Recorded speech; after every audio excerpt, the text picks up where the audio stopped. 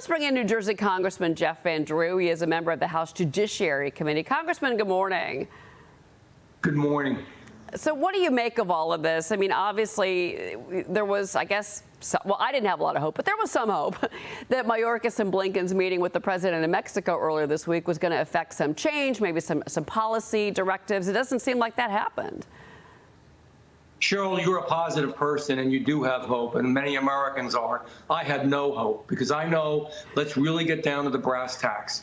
This administration likes illegal activity in the form of immigration. They support it. They're leaving the borders open on purpose. This is not an accident. They want to change the substance and structure of the United States of America. And what happened in Mexico, that meeting and the supposed task force that they're going to produce is a joke. It's going to do nothing. We know what to do. Finish the wall. Stop, catch, and release. Get more Border Patrol agents and let them do their job. New technology. Immediately expedite back to the country of origin, and most of all, the stay in Mexico policy. We also had Title 42. This is fixable. If you get President Trump back in, or we're going to be able to get those borders buttoned up quicker than anybody could want to imagine. But again, this is a desire to change the United States of America as we know it. It is nothing less than that. But Congressman, you would think that the Biden administration would be aware,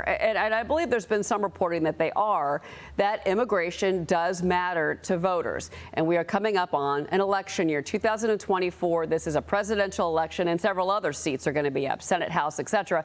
So you would think that the Biden administration would start to try to take meaningful steps aside from what we saw this week. I mean, the political risk is there. Are you hearing anything about that type of chatter in Washington, or at least, I know you're home, but your colleagues, the Democratic colleagues, aren't they aware that immigration could really hurt the Democrats in 2024?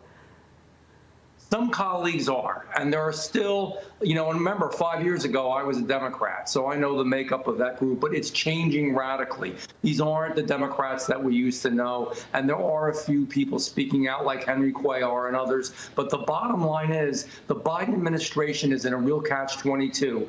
Their desire, their fever and desire to change this country forever, and I'm not exaggerating, this is real, is so strong that they're willing to actually take a risk politically in order to do so. Cheryl, we must understand the president has the ability today, right now, this morning, he could do executive orders. He could stop this. We could button up these borders. We could move forward. We passed H.R. 2, which is a comprehensive bill that deals with all the things that I just mentioned, tightening up the border and buttoning it up through the wall, stopping catch and release, making sure that we send people back to their country of origin if they do get through, making sure that we, have a border that's real. See, they don't want to do that because they know that in a few more months they will have allowed as many illegal immigrants to come into this country as the population of the state of New Jersey. It's like the 51st state. But I want people to know who are watching and listening out there, this doesn't only affect Texas, and Governor Abbott's doing a great job. I wish our governor would do something like that. But it affects the entire country because you, the taxpayer, are paying to fly them out, to transport them, to give them what they need, to give them housing, to locate them wherever they want to be in the country. Yeah. This is sick. It's wrong.